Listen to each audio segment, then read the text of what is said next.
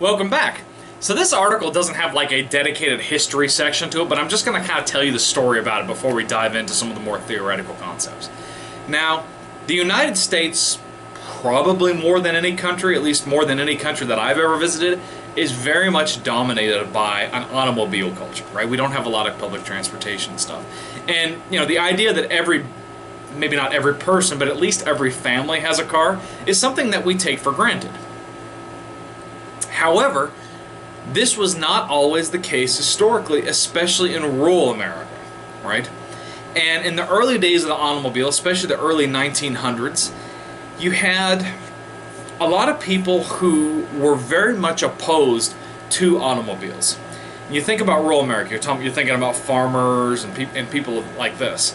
Well, you had a lot of city people that would, go rip-roaring in their automobile out in the countryside, and it caused a lot of problems, especially with livestock, right?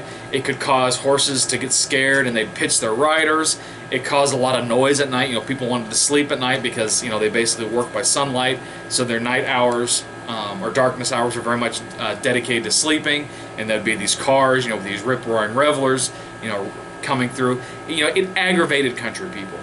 And it made it even worse is that a lot of the kind of elites from the cities or also in the country that could afford a vehicle started using that vehicle as kind of a status symbol and as a way to distinguish themselves from their poorer counterparts, and also a way to kind of be condescending towards other people, right?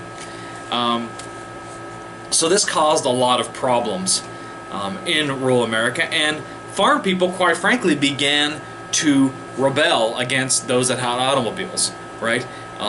For example, they would put things that would bust tires up on roads, or they'd even destroy their own roads so that people couldn't drive automobiles on them, right? They were very much opposed to people driving cars, at least in the countryside. And of course, it also kind of emphasized this rural-urban divide that exists in America.